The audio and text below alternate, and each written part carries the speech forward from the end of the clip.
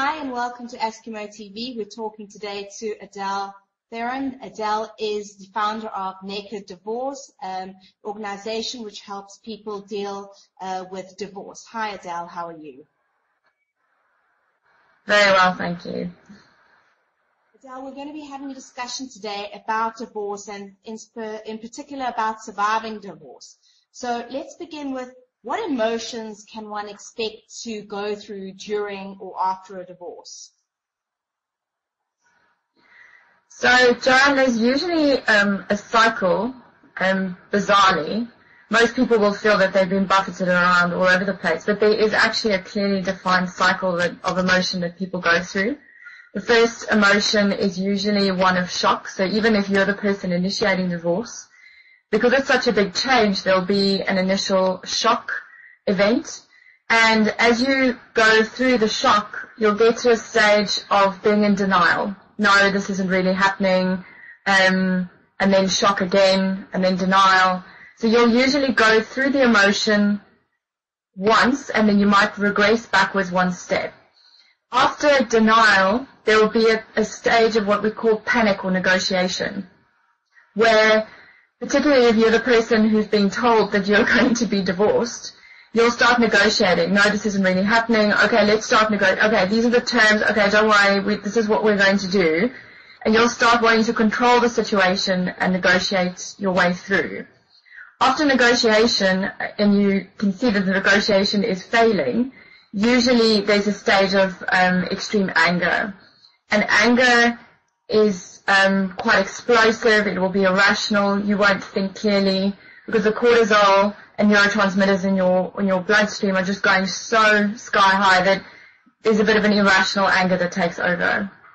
When the anger has run its course, usually you'll move into a depression or a grief. And the depression and grief will feel like a dark cave that has no ending. It's a really dark, horrible place. And often when people are in that space, they want to do things to make themselves feel better, to not get swallowed up by that feeling. After depression and grief, there's usually a numbness. And some people confuse the numbness with acceptance. They think, okay, I've accepted this, I'm ready to move on now and I can date other people. But the numbness is just numbness because they haven't actually processed the grief or the anger thoroughly. What we do in the Naked Divorce is we simulate the later stages of the development, which usually only happens about 6 or 7 years after a divorce, which is instead of the numbness, you process all the grief and the anger and you get to a space of nothingness. And when there's the nothingness, you're actually acutely aware of your environment and your surroundings. You actually feel like you're alive and present again. And in that space of nothingness, you get to true acceptance of the situation. And if acceptance is coupled by taking responsibility for the part that you played in the divorce, then you get to a space of gratitude. And only when you're at gratitude do you know that you've truly healed. Otherwise, you could, regress backwards, and, that's when you get people who are divorced and then 3 years down the line, they're super angry, or they're still bitter about something that happened, or they're just in a space of emptiness and nothingness again, and then they bounce back. And we have a lot of our clients that go through these cycles over and over again. Tell me about some of the things or challenges that a person must overcome in order to heal from divorce. Yeah, I think one of the first big challenge is resignation. Because when you've been in that space of numbness for quite a while, you just get used to it. And you think, life is just generally worse since I've been divorced, and this numbness is normal. And getting somebody through the resignation, they have to become aware of the impact of living in that resignation, how dead they've become, and this deadness and how it impacts their lives, their children, job opportunities, that kind of thing. So the big challenge is actually getting past that resignation so you can be honest with yourself, I have some healing to get done here. The next is when you're not aware of the impact of not healing. That's kind of coupled with a resignation. When you're not aware of the impact of not healing, you don't actually see any reason to move beyond the resignation. And The next one is friends and family. Like often we'll confide in friends and family. We'll talk to them all about our problem, rehash everything. It's not always a good idea because friends and family will firstly be very compassionate and very understanding. But after a while, they just want the old you back. And they'll do anything to get that. And, you know, it might involve just telling you, yeah, just move on. There are lots of fish in the sea. Come up, I'll introduce you to this new person. There's an impatience there. And sometimes they'll want the whole thing. If you're in a dilemma about getting divorced, sometimes they'll force a decision just to get the pain over with so that the old you is back. So it's not always a good idea to confide in friends and family about the details of things because they'll just side with whatever is the easiest to get the old version of you back. The next challenge is work. A lot of people spend too much time actually divulging details of their divorce to their work colleagues. This is a disaster for future prospects in terms of climbing the corporate ladder or, you know, your promotional prospects. If people start perceiving you as emotionally weak, it can really, really impact things in the future. So I know in the Naked Divorce program we designed a whole, you know, series of exercises and techniques and around what to do at work. You know, how do you deal with when you want to cry in the bathroom and you're feeling emotional without damaging your future job prospects? And if you have damaged, you know, your job prospects, you've already kind of told everyone at work what's happening, how to clean that up so that you can restore your power and people actually seeing you as somebody who's a serious player. The next thing is emotions and how to process them properly. We never get taught how to process them.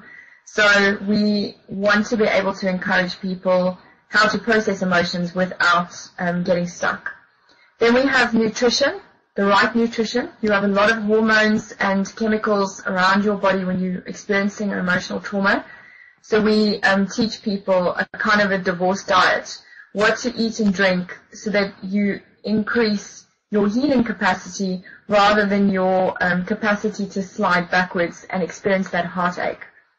Then another challenge that people have is actually getting to the real source of the divorce. Often they're left with, well, he's at fault because of him, this is why we're here, you know, or her, she did this, that's why we got divorced. 90% of the time, that's not the reason. And if you don't get to the reason, you'll often repeat the same mistakes over and over into your future. And you won't actually have any breakthroughs and you'll end up getting your second divorce or third divorce and so on and so forth.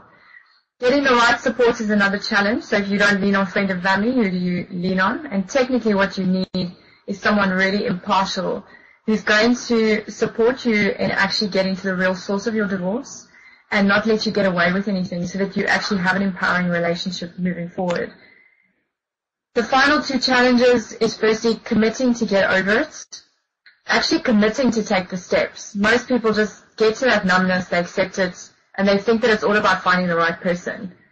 And they don't actually have any journey or transformation.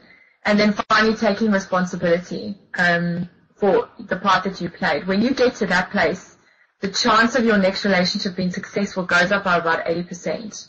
So, and that's really what, you know, the game of being a divorce angel and Naked Divorce is all about, is getting people to that space.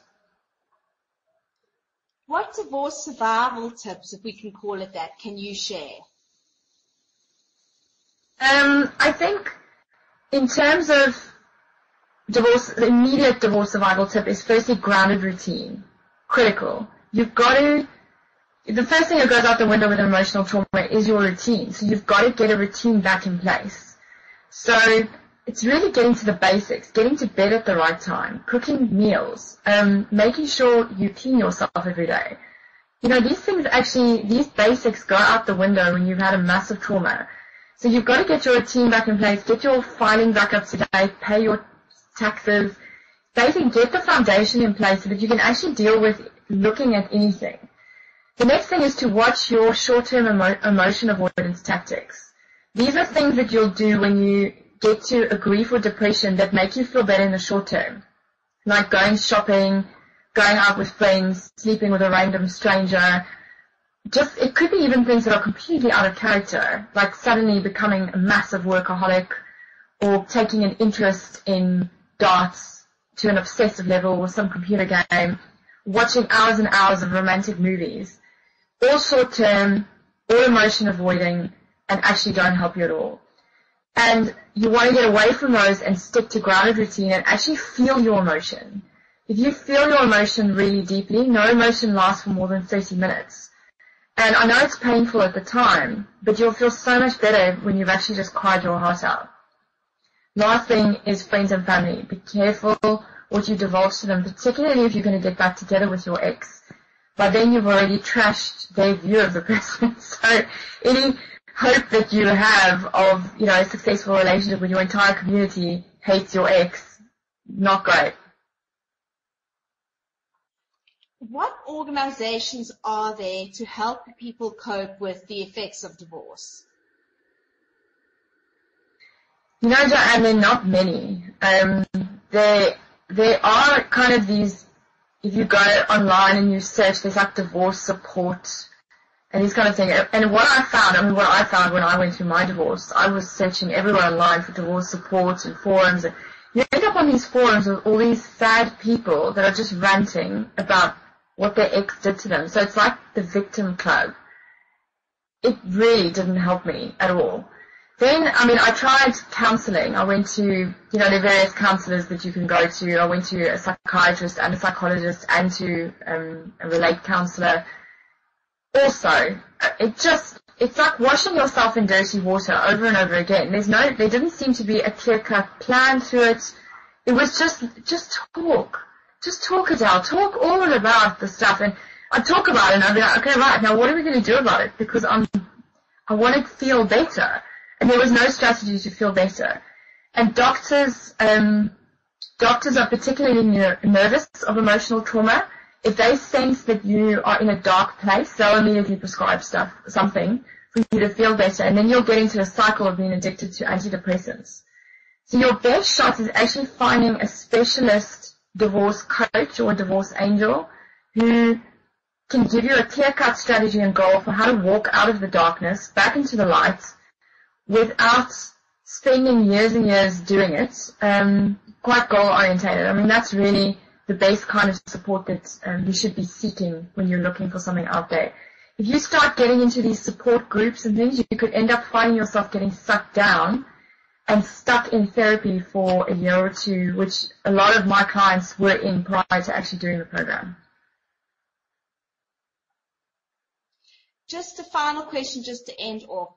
What are divorce angels?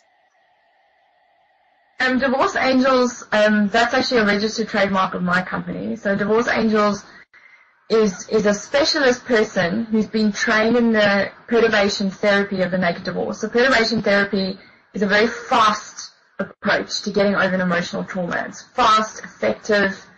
It's kind of like if you've got a dislocated shoulder, we pop that shoulder right back in as fast as possible. So it hurts, but it's over and done with in a relatively short period of time.